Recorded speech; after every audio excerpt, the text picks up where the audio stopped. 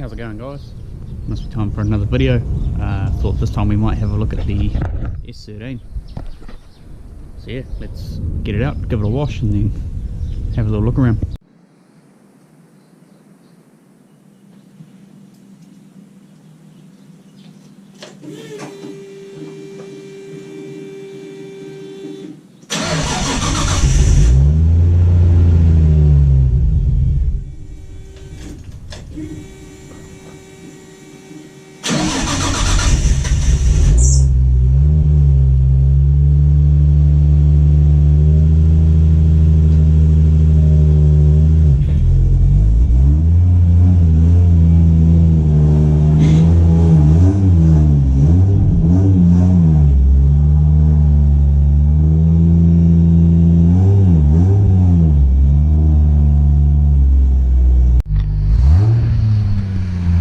Danger.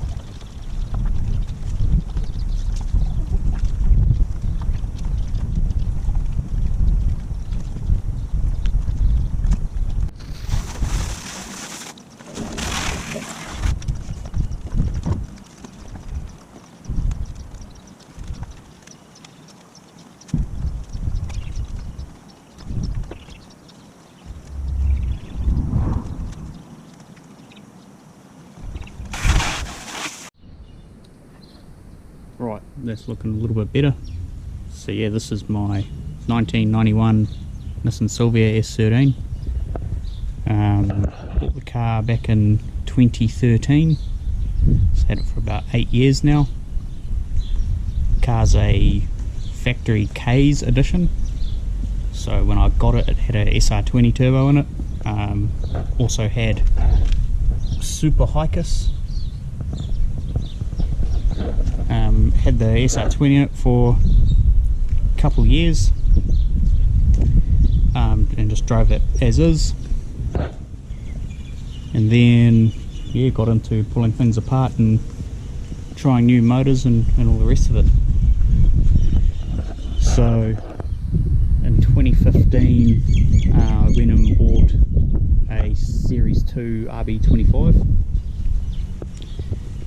and put that in, just completely standard. Got a big box, put that behind it, threw it in, got it wired up, standard ECU, and drove it for probably 2017, 2018, just standard. Got it certed, all the rest of it, and yeah, it was reliable, it was fun, it was all good. Then went and put a top mount manifold, turbo, bigger injectors, and put a power FC on it, and made 300 kilowatt, and that was a shitload of fun. That was probably the most fun the car's ever been with that combo. It's still got that turbo and manifold setup on it now. It's different motor, but yeah, that was a wicked motor. That motor went for till 2020, and yeah, so about 3 years of abuse. It threw a leg out of bed. So I actually still have the RB25 block that used to be in it. It's been sitting here a while, but yeah, that's what it did there on cylinder number 2. And it was completely random, just like running mint. I was actually on my way to get a warrant and gave it a bit of jandle up one of the roads, and it literally just let go. So yep, that was weird and gutting, because that was a flipping good engine, but that was the end of that. So I actually still have the RB25 block that used to be in it. It's been sitting here a while, but yeah, that's what it did there on cylinder number 2. and it was completely random, just like running mint. I was actually on my way to get a warrant and gave it a bit of jandle up one of the roads, and it literally just let go. So yep, that was weird and gutting, because that was a flipping good engine, but that was the end of that. So yeah, ended up towing it home, putting it in the garage, and coming up with my next plan on what I'm going to do. At the time, well, I got the head off that motor. Head was a bit damaged, but not too bad.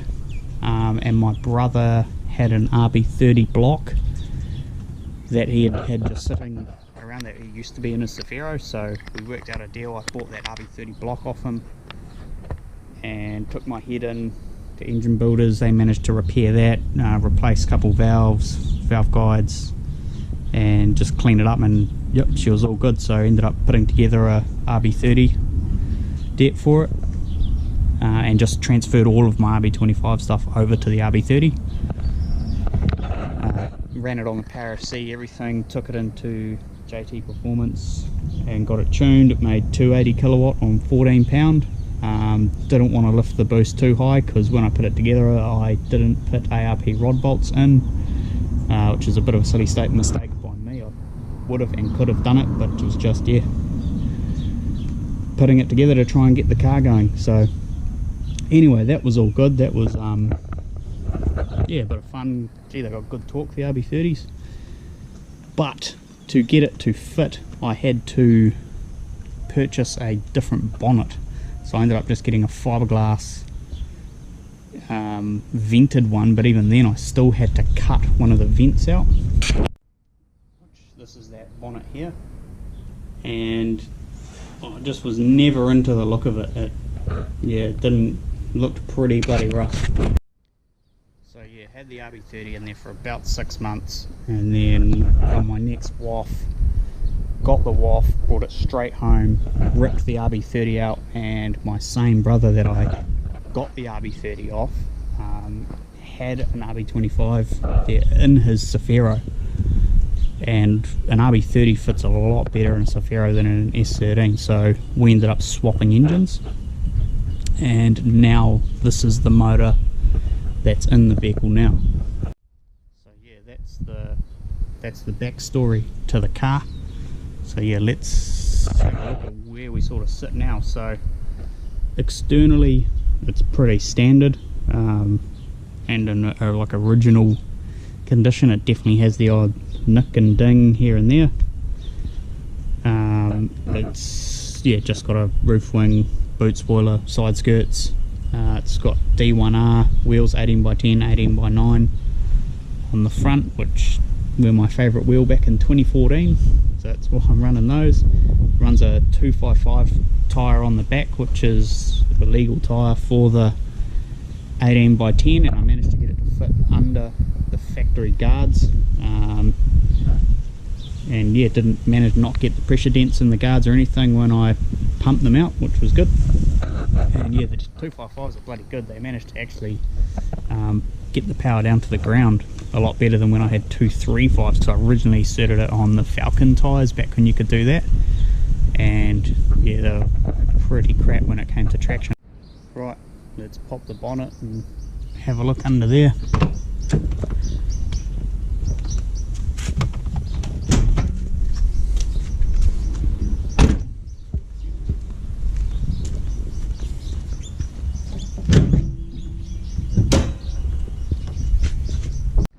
So this is the engine I got off my brother. Once I got it off him, I stripped it down, got a crank collar put on the crank, put some RB26 con rods in it with ARP rod bolts, had one oil pump, head studs, steel head gasket, ACL race bearings through it, and yeah, just put some Calford valve springs and Calford 272 cams in it and dropped it in the hole. It's got 1000cc injectors, the Nissan V8 throttle body, Still running the cam angle sensor on this one. Tried to keep it relatively basic. It's got my original turbo setup that I've had for a number of years on it now, which is an IMR manifold. It's a Garrett GT3076R with a 44mm external wastegate. So it sent it to the dyno, it made 325 kilowatt on 18 psi, which is, it's grunty enough for now. I think next I probably want to change the turbo setup and intercooler piping, because it's just got a mix of SR20 and RB stuff on it, so really I need to change all that. That's just all the original stuff I had.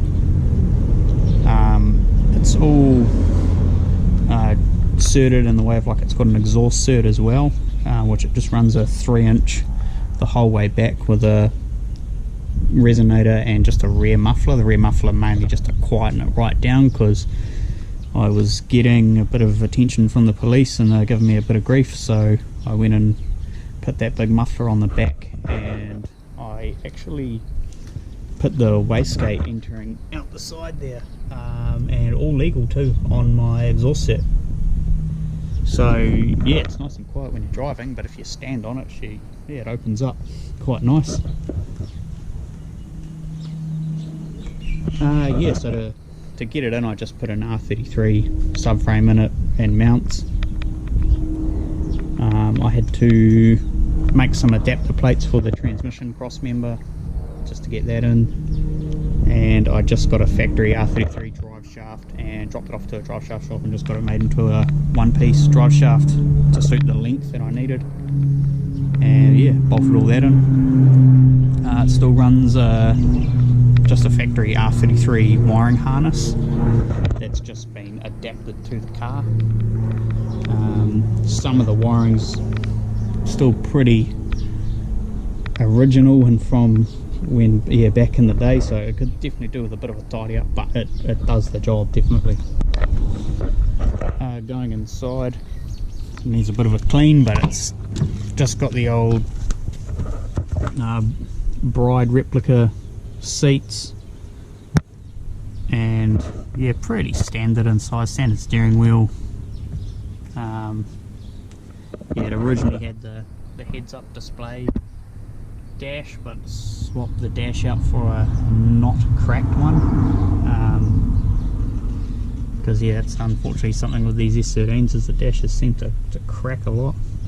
It's suited for no rear seats, so just the two front seats, which is how I get that wastegate out the side, because it's exiting my rearmost passenger compartment, which is my rearmost headrest. And ECU wise, it runs a Haltech Platinum Pro plugin. Quite liking the Haltech stuff. It's really user friendly. If you use their software and stuff, I really like it. So that's the car. It's all WAF red cert. Doesn't get driven a hell of a lot, but just goes out every now and then. It's got a wicked lifter tick at the moment. I think just because of when I had it all apart, it hasn't done a lot of running since I had it apart, so I think one of them got a bit dry or whatever, so I'll see if that'll bleed itself out. Otherwise I might have to have a look at some different lifters. Cooling wise, it's just got one of the biggest radiators I could find for it, thickness core wise, and it's just got 2 electric fans on the front. For some reason this car, it's always seemed to get hot if you really thrash it, like down at Hampton Downs if you're on it for a long time, and then you got to stop, just cruise, let it cool down. So I don't know whether that's just because you can't run standard fans, or I can't get fans on the other side. It's just there's absolutely no room. Don't know, maybe I could try some better fans or something, but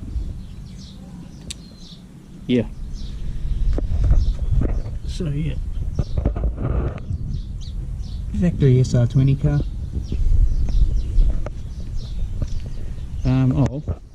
let's go for a little cruise around the block and I'll show you how it goes. I probably can't open it up too much just with obviously on the streets and stuff, but yeah, go for a cruise.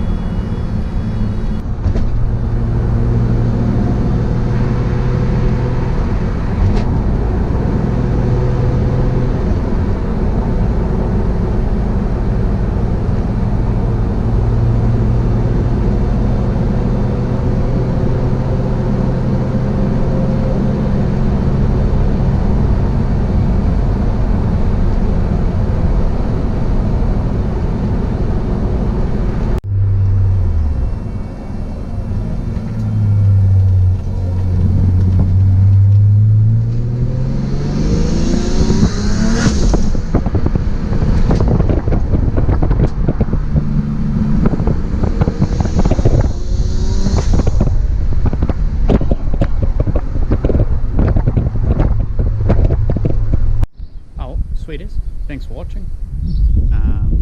Next time I'll try and get it out on some country roads and really open it up, give it a good hiding. But until then, yeah, cheers, and look out for the next one. Cool.